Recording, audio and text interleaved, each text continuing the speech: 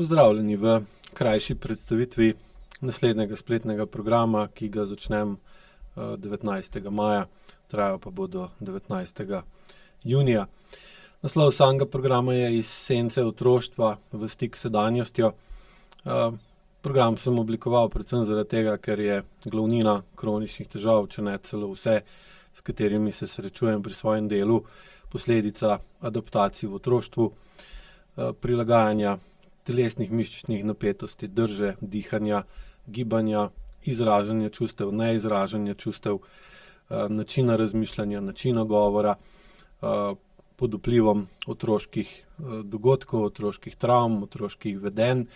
otroške sposobnosti ali pa prisiljenosti, da se prilagodi določenemu okolju,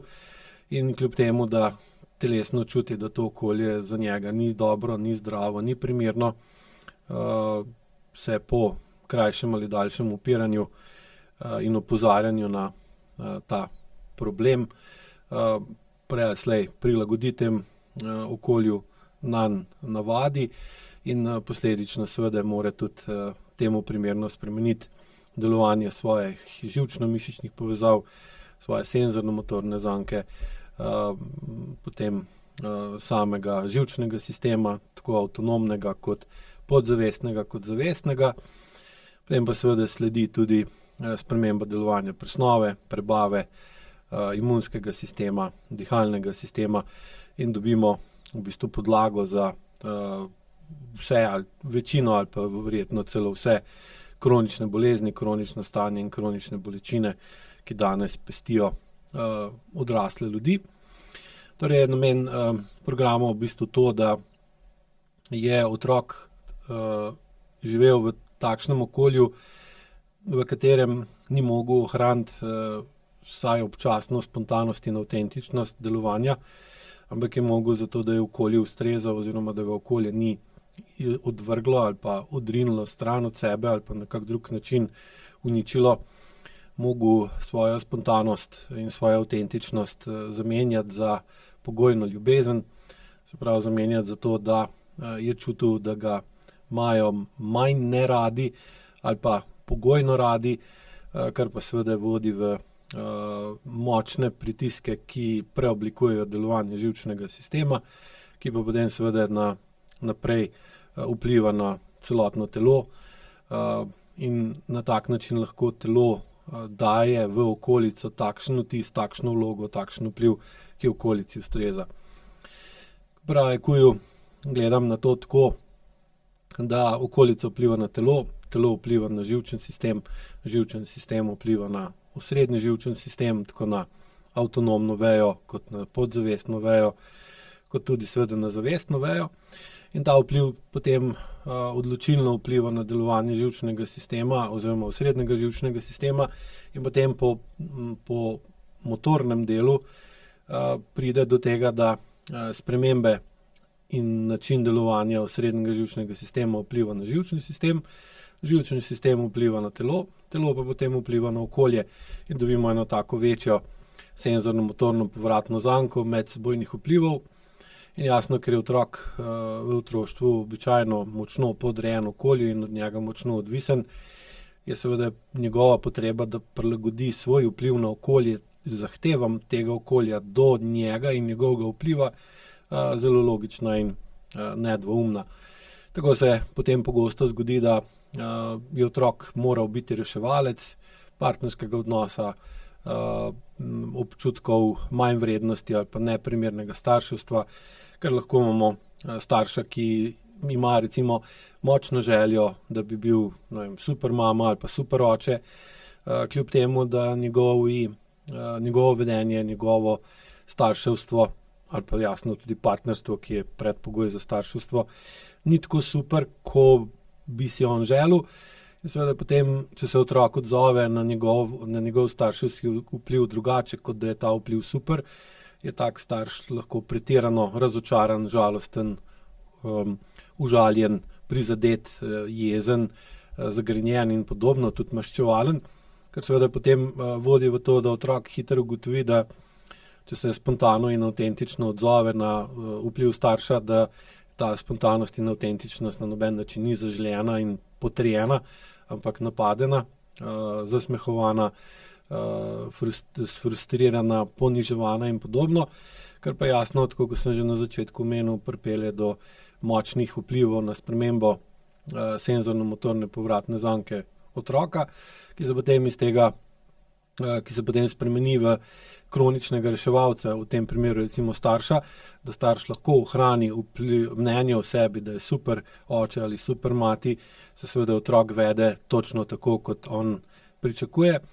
Hkrati pa, ali ona, hkrati pa je starš prepričan, da se otrok vede tako spontano, ne pa v bistvu, lahko bi rekli, skoraj zdresirano,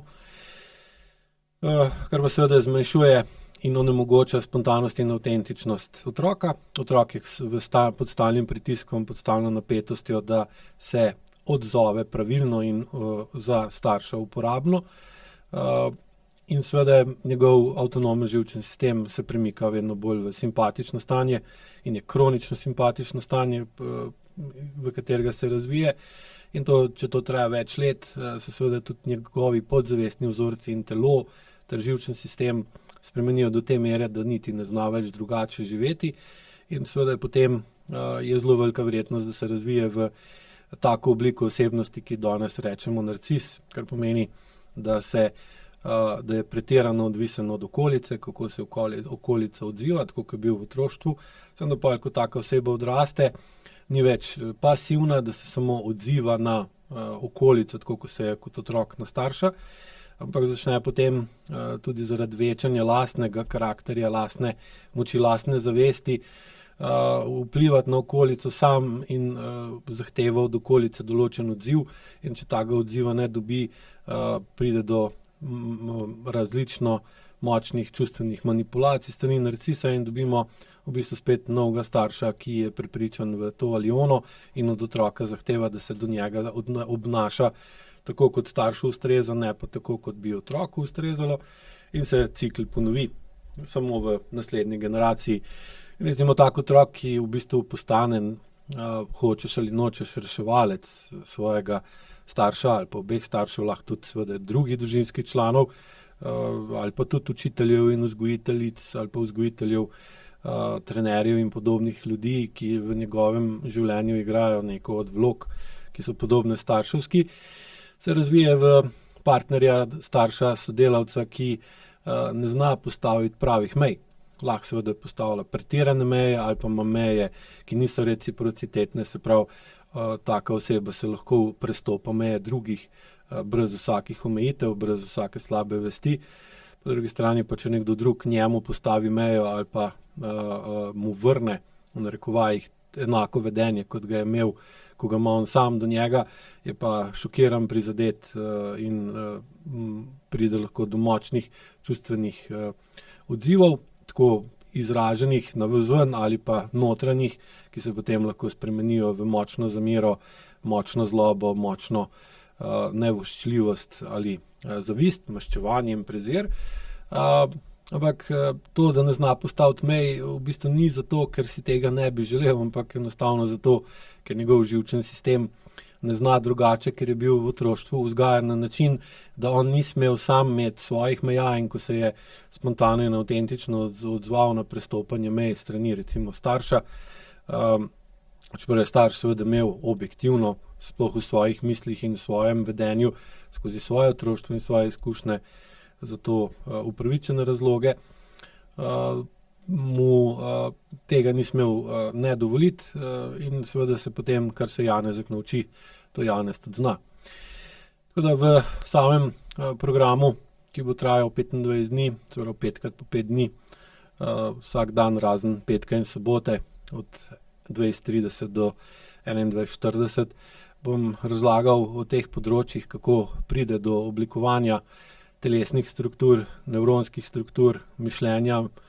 prepričanja in mnenj, ki potem zaradi vpliva in prenosa vpliva otroštva na sedanjost še danes vplivajo na nas in v bistvu nam ne pustijo, da prenehamo igrati vlogo, ker postanemo kot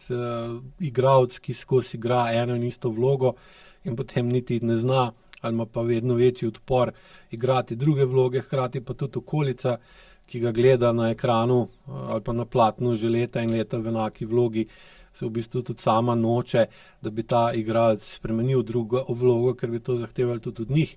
Spremembo odnosa do igralca, drugače bi mogli razmišljati, mogli bi si ga predstavljati v drugačni vlogi. In seveda enako se dogaja tudi v okolju teh otrok, ki zdaj odrastejo, ker so to vlogo izmojstrili in so se tudi asimilirali v določeno okolje, kjer igrajo svojo vlogo. In čeprav jih ta vloga že od vsega začetka ni njihova in onemogoča spontanost in avtentičnost, potem niti več ne vejo točno, kaj je njihova avtentičnost, ker prevzamejo to vlogo, jo ponotranijo in jo potem igrajo naprej. Jasno pa je, da njihovem telesu pa to na noben način ne ustreza in se na tako kronično igranje vloge telo odzove na negativen način. Pa ne samo telo, ampak tudi njihovo življenje in taki ljudje imajo potem kar naprej kronične težave, tako z zdravjem, kot psiho, kot z odnosi in seveda so potem zaradi tega nesrečni, ne razumejo, kaj je narobe, zakaj jim je življenje takšno, zakaj jim meče kar naprej polena pod noge. In skozi ta AIQ program in vaje ter dihalni protokol, ki ga bom učil na tem programu, boste lahko v bistvu veliko boljše razumeli, zakaj je otroštvo izvor notranjih vlog, zakaj in kdaj pride do čustvenega incesta in zakaj se otrok postavi v vlogo skrbnika lastnega starša, kar povzroči pa seveda potem tudi notranji razcep med otrokom, ki čuti, in med otrokom, ki se trudi, da bi preživel, kar je pa bistveno drugačna naloga in vodi v to, da se prekine povezava med notranjostjo otroka in njegovo zavestjo, ki se potem v obliki senzorno-motorne amnezije prenaša skozi leta in v bistvu lahko do smrti ostane enako aktivno ali pa še močnejša, če skozi pristop, kot je AIQ, oseba ne gre skozi dovolj dobro razlago filozofije, dovolj dobro podporo na programu, temu je tudi program služi, in dovolj jasno in kvalitetno učenje primerne izvedbe AIQ vaje, zaradi tega, da lahko pride do začasne sprostitve muskulature v telesu in boljše sposobnosti, da dojamete tisto, kar sem razlagal, ter se potem lažje soočite z dejanskim stanjem v telesu, pride postopoma do nižanja SMA, ter višanja čustvene zrelosti, kar pa omogoči sprostitev in večjo povezanost, pretočnost in prisotnost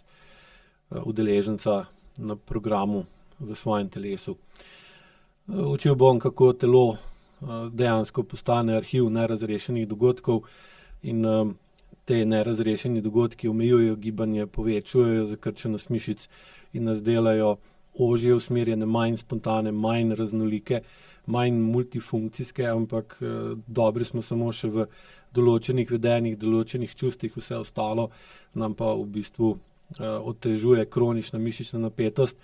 kar pa seveda potlači in omogoča potlačitev tako jeze kot žalosti, strahu pred zavrnitvijo in posledično tak človek pride v stanje pretirane prilagoditve, potlačenja resnice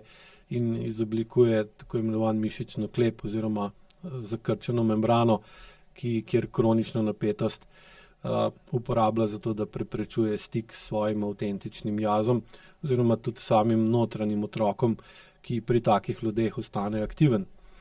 In namen AIQ-ja ni, da bi tega otroka, notranjega otroka spoznali in ga potem negovali ter ohranjali pri življenju, ampak namen AIQ-ja je, da vam omogoča celostno zorenje in da v bistvu postanete enako zreli ali pa enako stari tako v svoji notranjosti kot na svoji površini in da ta otrok počasi odraste v najstnika in iz najstnika v odraslo osebo, ker le tako lahko oseba učinkovito in celostno rešuje probleme, da bi lahko bila parasimpatična brez uporabe nekih zunanjih držljajev ali pa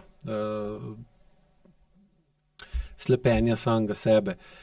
Torej, v tem procesu dviganja čustvene zrelosti se ta notranji otrok spremeni postopoma v odraslo osebo, kar pa seveda ne pomeni, da odrasla oseba, tudi če nima vse notranjega otroka, ni in ne zna biti vesela, radostna, razposajena in srečna, ampak zaradi tega, ker ima tudi noter odraslo strukturo, je veliko bolj učinkovita v tem, da prenese akuten pritisk, se pod tem akutnim pritiskom ne zlomi, ne zvije, ne pobegne stran ali pa v premočnih čustvih iracionalno reagira ter potem naredi dejanja, za katere mi je ali pa ji je potem krepko žal. Razlagal bom o iluziji odraslosti in v vlogi razuma, kako v bistvu z pretirano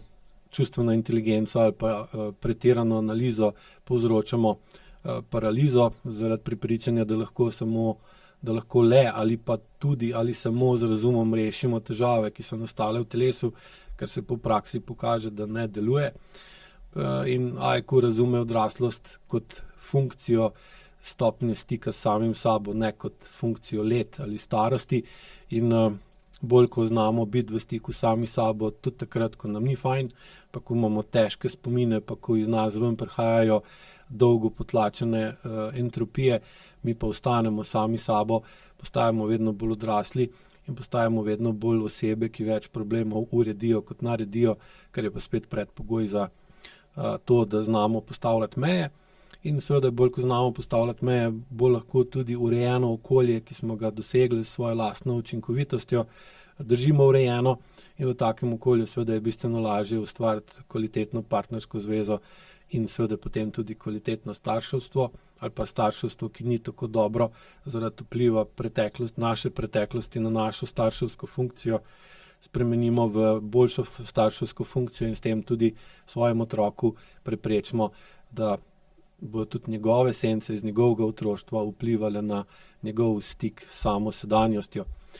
Hkrati bom pa obravnaval tudi, kaj je toksično okolje in kako povzroči avtomatizme, ker se pač na toksično okolje moramo privaditi, ker od njega ne moramo pobegniti, ali se pa proti njemu boriti, da bi se spremenil. In jasno iz tega sledi, da se ne počutimo dobro v takem okolju, hkrati pa, tako kot sem že na začetku povedal, ne moramo nič učinkovitega narediti, da bi bilo boljše, torej nam ne preostane druga, ko se na to privadimo in potem zunanjo toksičnost iz okolja začnemo vedno bolj spuščati v svojo notranjost, ker se pa ta toksičnost spremeni v entropijo, v negativne telesne funkcije, stanje notranjosti telesa, tudi površine telesa, in tudi v entropična vedenja, entropične odnose in entropičen odnos do sebe in drugih. Tako da, če ste se v opisu našli oziroma mislite, da bi vam to znanje, ki ga imam, in sposobnost, kako to znanje prenesti naprej v za vas uporabni obliki, skupaj s pomočjo dnevnih nalog, kjer boste to, kar razlagam v prve pol ure programa, tudi pol še enkrat lahko obnovili, ponovili in dopolnili ter razvili lastno interpretacijo ter s tem povečevali globino učinka samega programa, ter če želite biti vodeni skozi vaje ter spoznati in začutiti samega sebe vedno bolj, kljub temu, da tisto, kar boste čutili, pogosto ne bo prijetno, vabljeni na program, pa se vidimo 19. maja. Lep pozdrav.